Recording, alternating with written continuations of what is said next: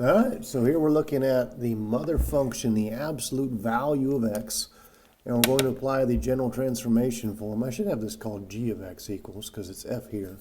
But g of x equals a f's of b times x minus h plus k.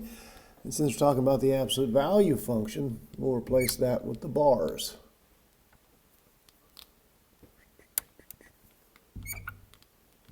Looking like that. Now, off to the side, I've got what A and B are. A is what we call the vertical stretch. If A is greater than 1, it's a stretch. If it's negative, we have a vertical reflection. The absolute value is going to look like a V. If it's been reflected, it would be an upside down V.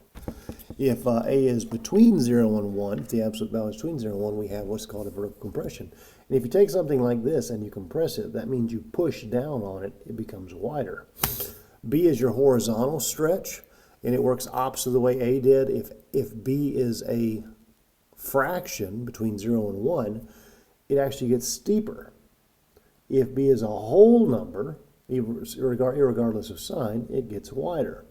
And we can always take, with most functions, there's exceptions to this rule. With most functions, you can turn B into something else. You can usually turn into A. With logarithms, I've never taught that way, but you could actually turn B into a vertical shift, which is kind of interesting, but that's how it works with logarithms. H is the horizontal translation. We shift opposite of the sign, so if we see a negative, we're going to actually shift right. If we see a positive, we're going to shift left. And K is the vertical shift, shifts it up or down. You just trust the sign on K. All right, let's do our first one here. Let's make one up. F of x is, let's make it negative. Negative 3 times the absolute value of x plus 2 minus 4.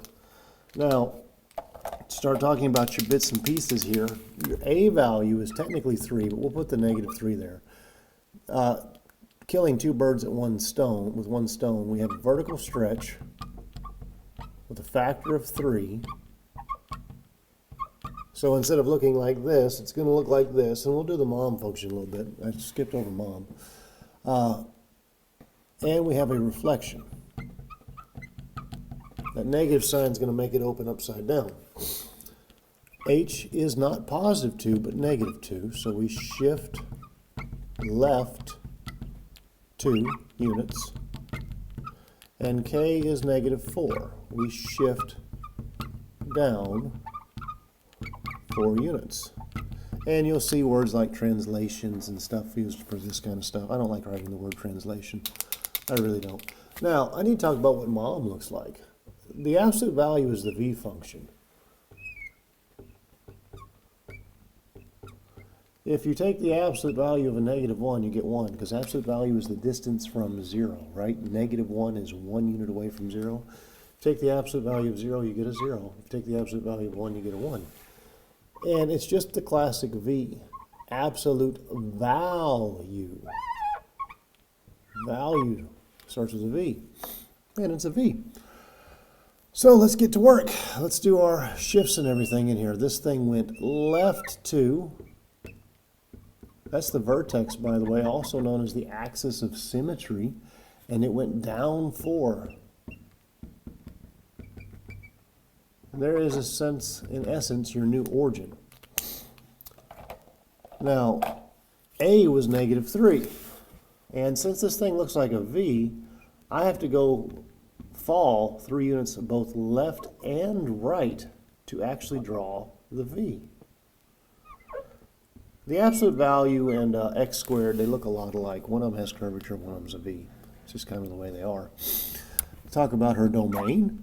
Her domain is negative infinity to positive infinity, and I know that's hard for some kids to comprehend, but the graph runs forever left and it runs forever right.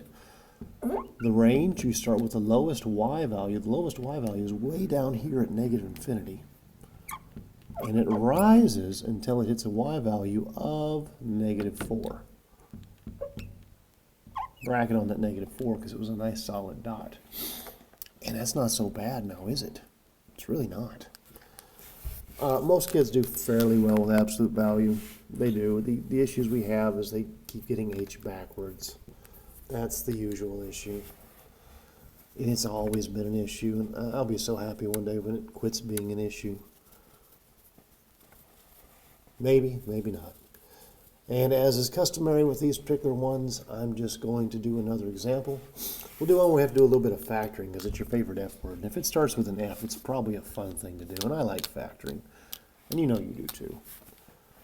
All right, let's make this one g of x equals the absolute value of twice x minus 6 plus 4. Now, a lot of kids, and this is a big mistake, this is what kids do. They say that h is 6 and k is 4. H ain't 6. I wish it was, but it ain't. The form that you're using is a times a singular x minus h plus a k. And you don't have a singular x here, you got a 2. So what can you do with that 2? Well, you can pull that 2.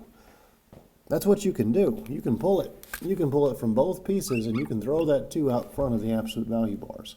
So you're going to have twice, pull a 2 from a 2x, you have an x. You pull it from a negative 6, you have a negative 3, and then plus 4. So here is a much better looking at g of x. And what you've done is you've gone from having b being 2 to having a. And it's way easier to work with a than it is b. Way, way easier. So, correcting this kid, we have that h is 3, which is a shift right 3, and k is 4, which is an up 4. Now we also have a being 2. This is the initial slope, that's the concept here. Think initial slope. Rise 2 as we run left or right 1 unit. All right, where was I? Right 3. Up 4. New origin, also known as the vertex for this one. And for absolute value, it's also the axis of symmetry. Your slope is 2, so you're going to need to rise 2 units as you run both left and right. And that does get some kids. Some kids never draw the V, they just draw lines. Absolute value, value with a V. It's worth writing down. This is absolute value. And I just don't know what more it takes to make that click. Like, you're just going to have to wake up and realize that you exist in the real world. I don't know how you can just zombie out of every class and never retain something when it's said every single day repetitively for weeks on end. Your math teacher, Mr. Milbrath, ain't the problem. I ain't ever been the problem. Fix your issues, children. All right, domain. This V runs forever left, forever right. Negative infinity to positive infinity. Or if you like, set builder notation. All values of x such that x is an element, boy I messed that one up, of the real. Your range. The lowest y value I see is at 4. See it right there, that 4? And it rises on either side of the V to infinity. And there you go. That's absolute value.